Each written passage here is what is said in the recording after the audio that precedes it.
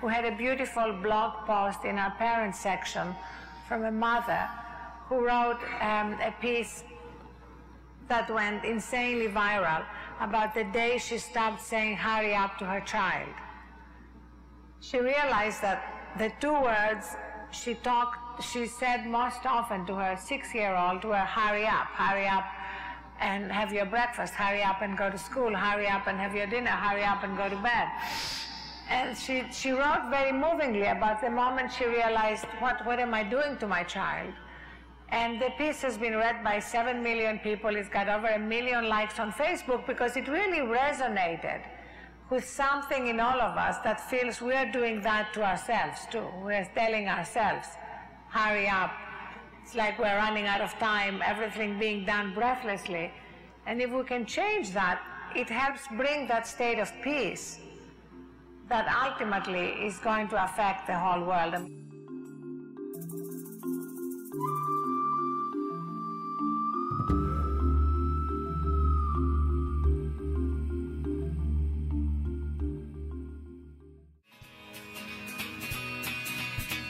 The song is called San Francisco.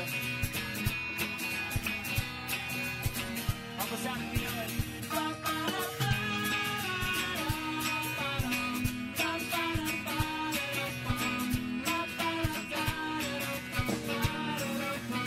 I've been in love with the idea of something binding us together. You know that love is strong enough, and I've seen tales about that systematic drug. Yeah, my heart beats as one. It's collectively, unconsciously composed.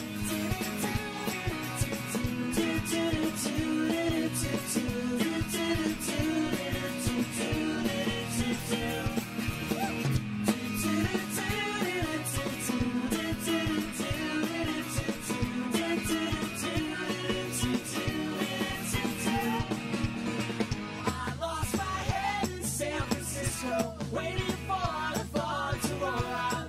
But I found it in a rain cloud, it was smiling. Do you feel the love? I feel the love. Come on, let's start it up. Let it pour out of your soul.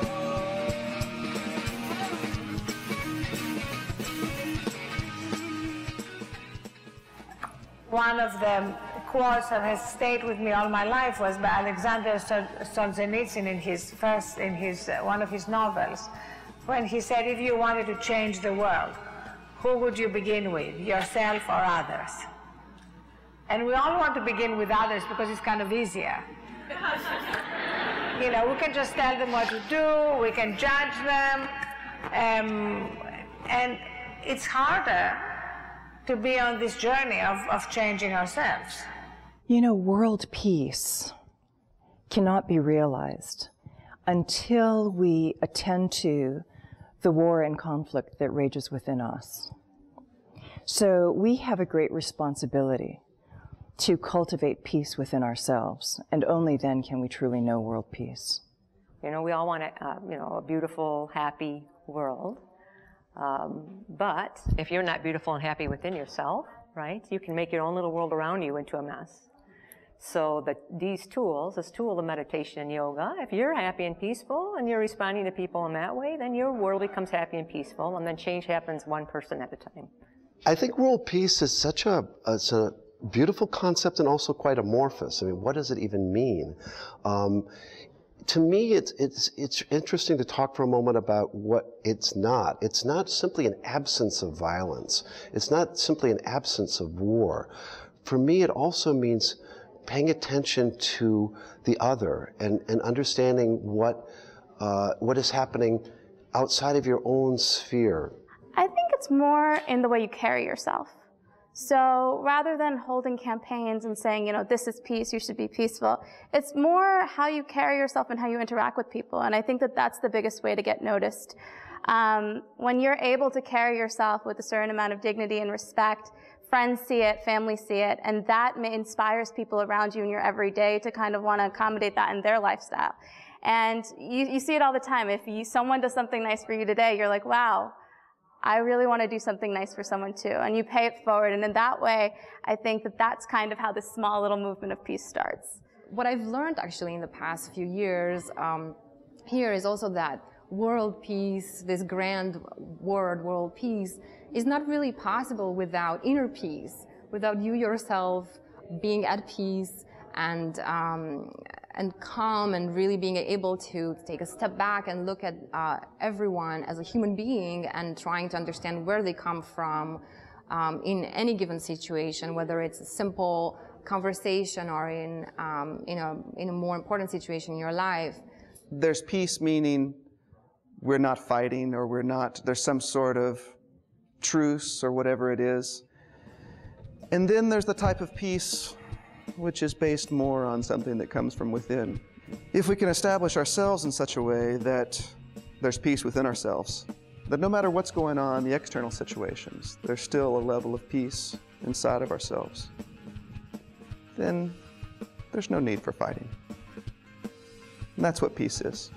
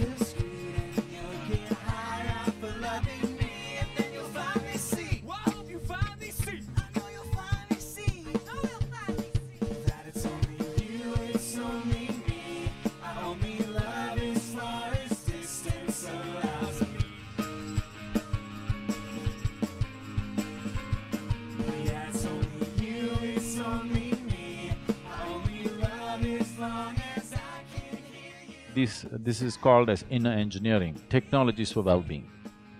It is not something that it is not a teaching, it is not a philosophy, it is not an ideology, it is not a belief system, it is a technology. That means you just have to learn how to use it.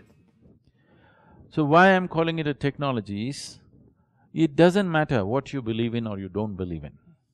That's up to you. It doesn't matter which culture you come from, it doesn't matter whether you're a man or a woman or whatever you are. If you learn to use it, it works. Suppose you take your phone, if you learn to use it, it'll work for you. If I learn to use it, it'll work for me. It doesn't matter whether we agree with each other or not. But if you learn to use it, it'll work. So it is offered as a technology so that every human being can make use of it.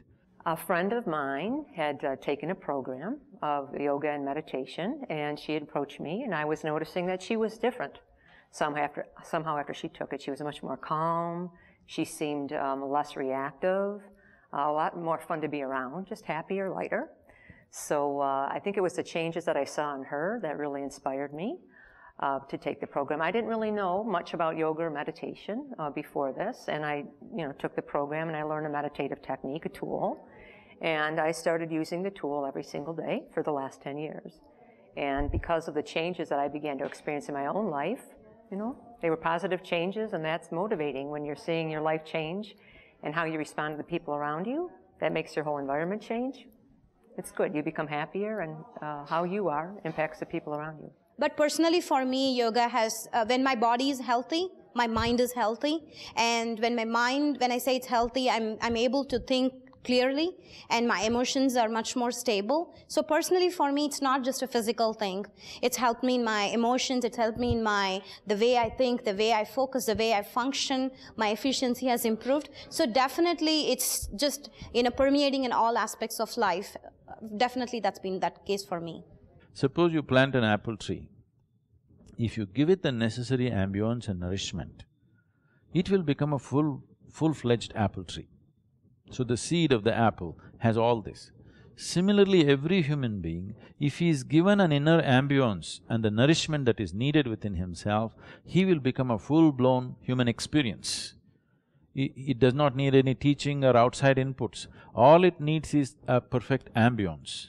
So the technology is only about providing that inner ambience so that your own intelligence, your own logic, your own emotions do not turn against you. I happen to come from a major metropolitan area, and I interact with so many people, complete strangers who make my life happen. There's the bus driver, the subway train driver. If I wanted to go get food, there's the person who is taking my order, who's making the food for me. There's so many people around me that are all working on my behalf and don't even know me. And it's the interactions I have with those people that can make a huge difference. You don't know what a person is going through. Someone could have lost their mother that morning, but unfortunately, because they cannot afford to take time off from work, they have to go into the restaurant or the bank or wherever. But if that one interaction that you have is a peaceful one, it can have a huge ripple effect down the line. For me, actually, one project that hit home was the fact that now there is this free healthcare center here locally, because I come from a country originally where healthcare is free, whereas in the US there are so many people that have a hard time getting access to this. So really, Isha has become to cover so many aspects of my life and of life in general, that it's no longer just one thing. It actually captivated me from many different parts. Also, I had never really fully volunteered anywhere before, and it has also taught me about the concept of volunteering and what that really means and how important that really is in your life, how it builds you up as a human being, and what it means for the people around you. We have comforts like never before, we have conveniences like never before. In every way, we are the most comfortable generation ever on this planet, materially. But we cannot say we are the most joyful generation on the planet. We cannot say we are the most peaceful or loving or any of these things. So everything else is in place like never before. Only the human being is displaced within himself. So the most important thing that needs to happen is right now for human beings to become meditative. When I say meditative, I am not talking about meditation as some practice, I'm talking about meditation as a quality within ourselves. If we set the right kind of conditions in our body, in our minds, emotions and our life energies, meditation will blossom within us. It's not something that we do, it's something that we become. I caught you right before you closed your eyes. You asked me if I'd been here all your life. This person down inside of me, the man I'm scared I'll never be, no. And he sits and watches patiently and sends me all the signs I need the most. I don't mind. Oh, I feel that I'm waiting for the right time. I know I'm here. I've been waiting for a lifetime. Oh, just trying to find some peace somewhere inside of me. Just let me know what it is I need. Emily!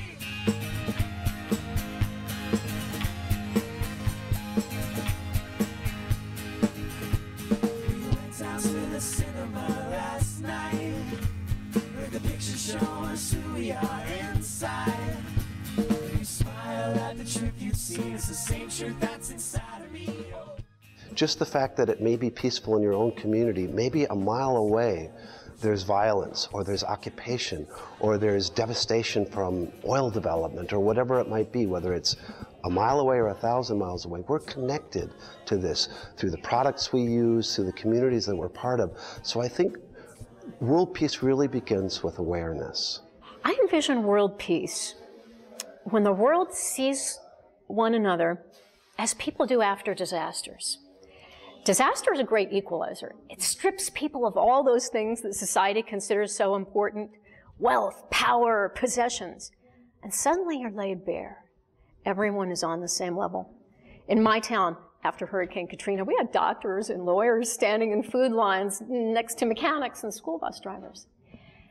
And suddenly, people saw each other in a different light, and they cooperated and they worked together. And after disaster, you hear people describe those they survived it with, generally with one word: family. I wish we could spread that survivor spirit around the globe so that people, what is family? Family, that's a bond that can't be broken. That's someone who you will go and help, right? No matter what, and you know they will be there for you. So I wish we didn't have to wait until we're laid low by disaster to really see one another for who we are, fellow members of our human family. That's world peace. It's a barrier to peace anytime anybody says, my wound is deeper than yours. And the Israeli-Palestinian conflict, you have a lot of that. You're not paying attention to my hurt. It's a huge barrier. And one place to open that barrier, and not only on an individual basis, because individuals only can go so far when you have a structural problem of occupation like you have in Palestine and Israel right now. It's when people on an official level and on an informal level really listen to see and understand what happened in the history of the other, whether it's the Holocaust or the Nakba, the catastrophe, not equating those two events, but they're both equally powerful in shaping the identity of the respective peoples. There has to be an openness to really hearing the other side and listening and absorbing it, not just giving lip service to it, but really feeling it. I think more than anything, students are very passionate about peace, and this generation has definitely started to show a desire for change in many different capacities, whether it's politically, socially, environmentally. And I think using that momentum and that passion in the positive direction has tremendous potential for the change that can surmount and the movements that can come from this. So I think utilizing this passion and bringing it together in a conference such as this is a great forum to exchange ideas and promote discussions about controversial or, very, very specific topics that need to be discussed, but in a positive way, in a constructive way. You look at, for example, what the Pope said a couple of days ago. Remarkable comments opening up a whole conversation on issues of abortion and gay rights that his predecessors obviously didn't have. I think that's an influence in part from a younger generation that's much more open and embracing of true diversity. And I think that they're beginning to influence our politics, from presidential politics to now global politics in the Vatican. If we create peaceful human beings, we don't have to bother about world peace, particularly the leadership on the planet. If they become meditative, the leaders of the world, if they become meditative, they start valuing life more than conquests. If they start valuing the quality of life that all of us live here, in how we live here, rather than what we have and what we can acquire, if that comes from the leadership— when I say leadership, I'm not talking only about the president and politicians, the various kinds of leaders. Like a musician can be a leader, a film star can be a leader, a sports person can be a leader. There are a million people looking up to you. You must do the right thing. She's got the rays of the sun now, they're flowing through her hair as she turns around, and the waves of the sea rising up onto me. We got the way to another age. It's pouring out my skin just like a lover's face to the ground. Let it seep into the clouds. Oh, come firefighter, we need a ladder up to the sky where we're climbing higher up.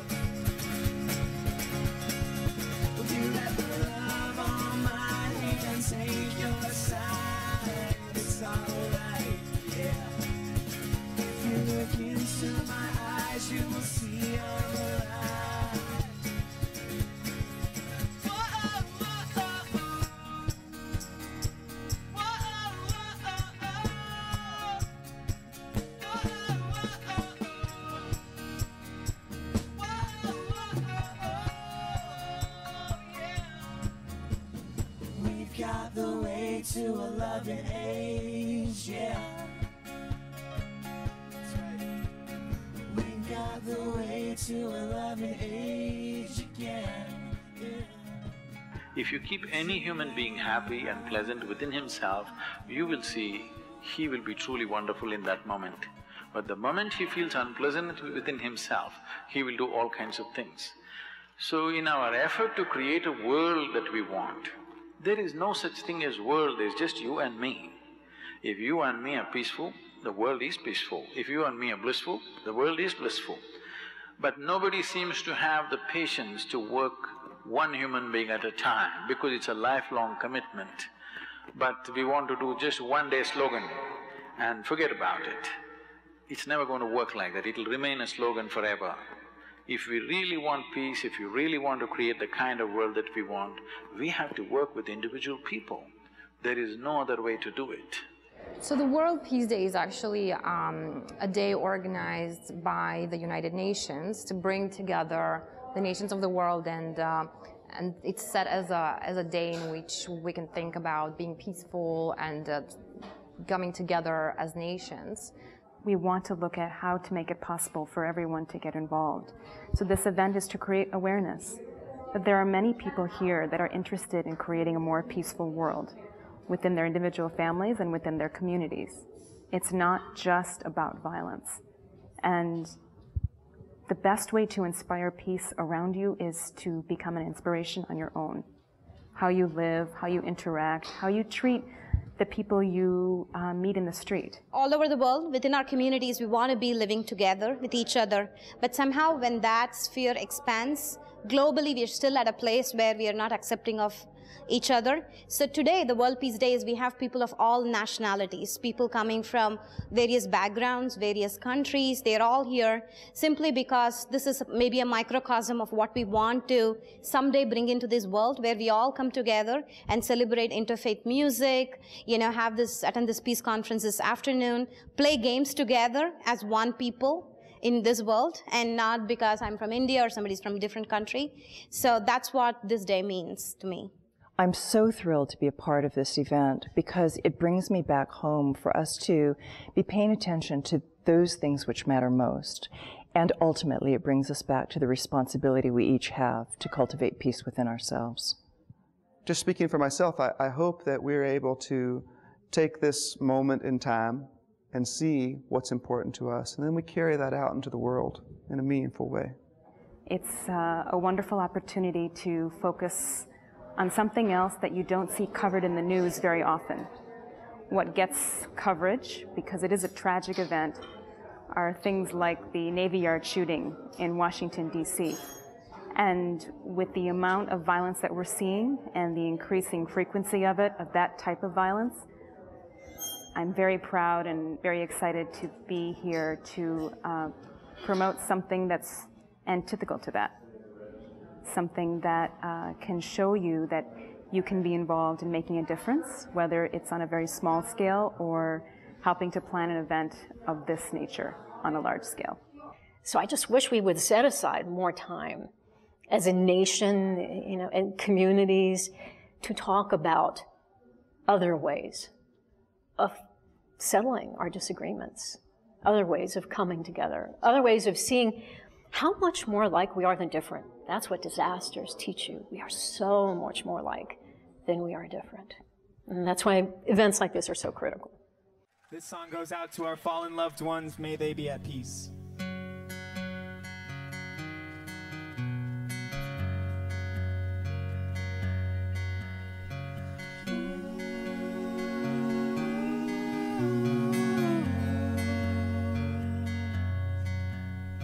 Cherish this, 'cause when it doesn't last, you'll wish you had. I will cherish this, I will be humble again. And what will it take to get me to get where I'm going? Do you know the way? Do you know when the tunnel ends? Lord, mercy on me.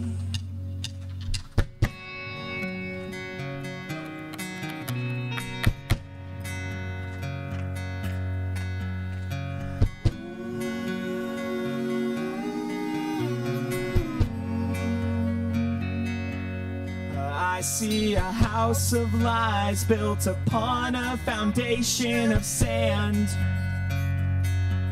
And that was our house, that was our life, but we fell in. And then it was dark, and we could see no more. But somehow we found each other, somehow we found hope.